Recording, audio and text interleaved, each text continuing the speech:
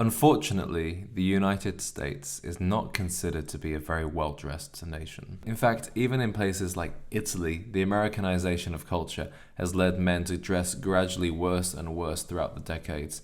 But I do think there are some places in America that totally bust this myth that American men are badly dressed. And I want to talk about 3 specific places in today's video where the way the gentlemen put their clothes together is informed by the climate, it's informed by the culture, and it's informed by an international influence that makes them look super stylish. And I think there's a lot we can learn from the way the men dress in these places that you might want to incorporate into your own outfits. The first of these places is the South.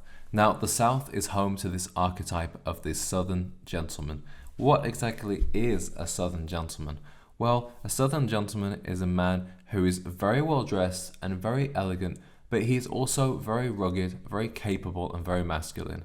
He has great manners, great mental fortitude, and knows how to behave well in social situations. He knows how to be charming, he knows how to be kind to strangers, but at the same time, he really has this air of elegance and grace that I think is really admirable. In terms of style, one of the most classic looks of the Southern gentleman is what's known as the ice cream suit.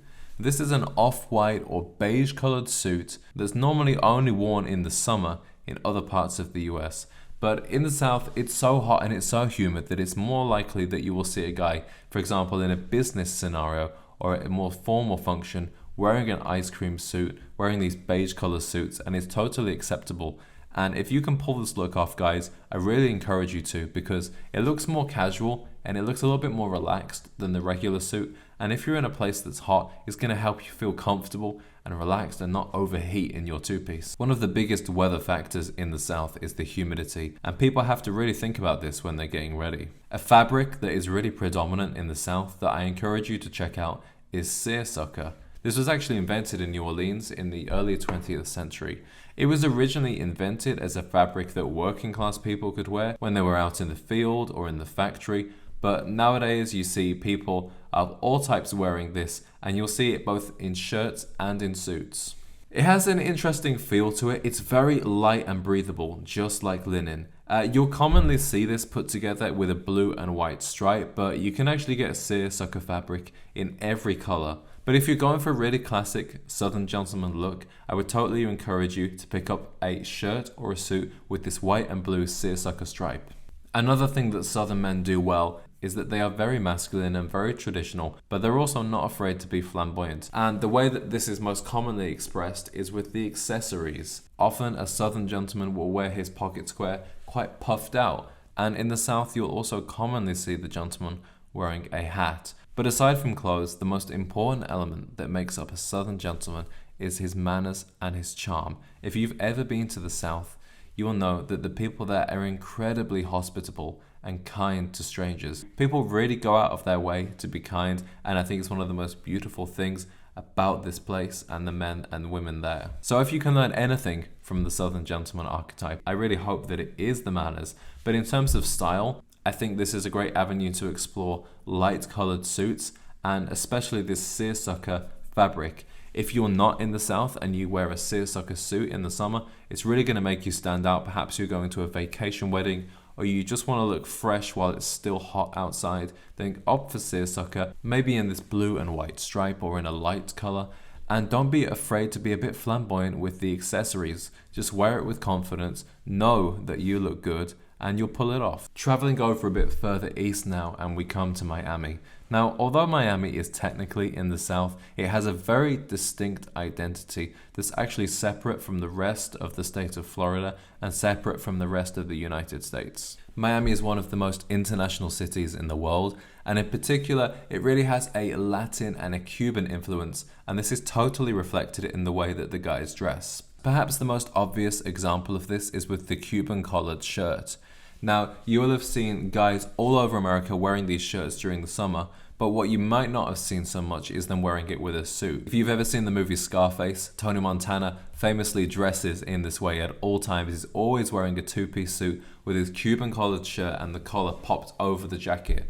Whether you want to wear the collar over the jacket or under it is totally up to you, but a Cuban collared shirt is going to be a really clever way to make the suit feel less formal, less stuffy, more casual and cool and relaxed. Even if you're wearing a regular dress shirt, then in Miami, you might want to unbutton it a little bit. Miami is a very free, very expressive place, and people aren't afraid to show a bit more skin. It's also extremely humid there, so it's a bit of a necessity. Because it's so hot and because it's by the beach, you'll see a lot of guys wearing linen, both in casual and more formal settings. Now, we often think of linen shirts and we think of linen pants, and we might think of linen suits in the lighter colors, but you can also get linen suits in navy and charcoal. Maybe you have a business meeting coming up and you need to look serious, but you also want to feel cool and relaxed and like you're not wearing something that's too constricting. Well, then you can opt for linen, or you can also go for a tropical wool. That's a very lightweight wool. It can be dyed in basically every color. So you can have that navy suit, but it will feel like you're wearing something very light and summery. Regardless of the fabric, you're also going to see men in Miami wearing suits that are light pastel colors. This is very Miami Vice, which was a really popular TV show in the 1980s, but it still works today. You can go for like a dusty pink, you can go for a neon green even, a toned down orange, but my favorite is a pastel blue. Particularly under these lighter pastel colored suits, what looks really good is just a white t-shirt. So with this Miami look, now you've actually got 3 different shirt options underneath your suit. You've got the Cuban collar shirt, you've got the open regular dress shirt, and then you've got the t-shirt too. Because it's so hot and because there's a more casual, relaxed attitude in Miami, also don't feel afraid to, for example, roll up the sleeves of your suit. Rough it up a bit, stick your hands in your pocket and push the jacket behind you. Totally feel relaxed in the suit, like you own it, not the other way around. And by the same token, you're going to see a lot more guys throwing on a lot of accessories. You're going to see particularly men wearing a chain around their neck or a bracelet or sunglasses with the suit. I think this totally works. Again, it's a great way to make a suit look more relaxed, more casual, and express your own individual style, while at the same time you're wearing something that is traditionally considered more formal. In terms of footwear, you're going to want to go with a lot of sockless options for this look. Personally, I love loafers, and you want to wear these with no-show socks. You want to look for fabrics which are going to be breathable, more so than leather. So look for something like a soft suede, or you might want to go for a perforated leather which has little holes in, keeps your feet nice and cool. For a more casual outfit, perhaps you're wearing a Cuban collared shirt with just some linen drawstring pants, or you're wearing a cabana set and you're going out for a casual lunch, then I would really check out espadrilles. They're very cool on your feet and comfortable to wear, but they have such an advantage over flip-flops or Birkenstocks because they cover all of your foot, so they look much more elegant. So, what can we learn from the Miami guys? Well, in my opinion, it's all about having fun with the suit. Wear different colors, play around with different fabrics, wear different types of shirts underneath the suit, and don't be afraid to accessorize with things that are typically seen as more casual. Now, obviously, I couldn't have made this video without talking about New York.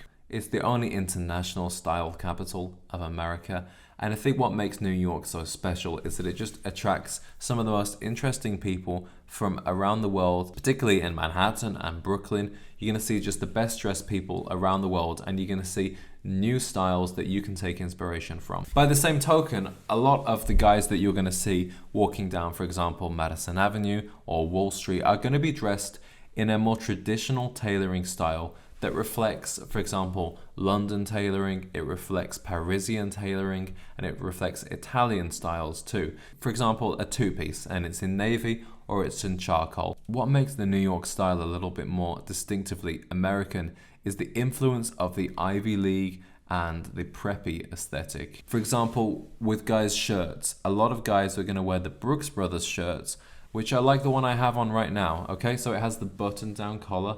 Brooks Brothers is actually a brand that was founded in Manhattan in the 19th century, and they invented this button-down collar style.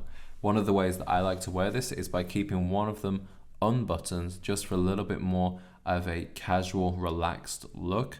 But you can wear them both buttoned up. Another thing that's very typical New York and typical Brooks Brothers is the striped tie. The good news is that preppy style is for everybody. You don't need to have gone to Harvard to wear a striped tie, to wear those Oxford button-down shirts. And another thing that I really like about New York style is the way that the guys incorporate knitwear into both their casual and their formal looks. So I would totally encourage you pick up some classic preppy knitwear, for example, a cricket sweater or a V-neck or some kind of cable knit cardigan. It's going to give you a distinctive look, particularly if you're wearing it with a button-down shirt or even a button-down shirt and a tie. A lot of what I've spoken about so far with regards to New York does refer more specifically to lower and midtown Manhattan. If you go up to Harlem, for example, you're going to see guys there dressed totally differently, much more flamboyantly in some cases. You go over to Brooklyn and you're going to see more of a modern aesthetic, less formal, a little bit more hipster, a little bit more trendy. But the beautiful thing about New York is that you can just go there and people watch, and you're going to see all different kinds of styles, and who knows what might inspire you. I really encourage you, when you're carving out your own sense of style, that you don't just limit yourself to taking inspiration from one place or the other. And I think sometimes if you're stuck in a small town, or you're just looking at some guy's Instagram account or the website of a clothing store, your sources of inspiration can be a little bit limited. If you're serious about menswear, I really encourage you to take a trip to New York. Just perch yourself in a coffee shop on 5th Avenue or 6th Avenue and just watch the people walk around, and you're going to see some really interesting things that I think you're going to want to take home. So it turns out America really isn't that badly dressed after all. Guys, I would love to know, what's your favorite style? Let me know in the comments if you prefer the Southern gentleman look, if you like the cool, relaxed Miami look, or if you prefer the more traditional, preppy New York aesthetic. I look forward to seeing you guys in the next video.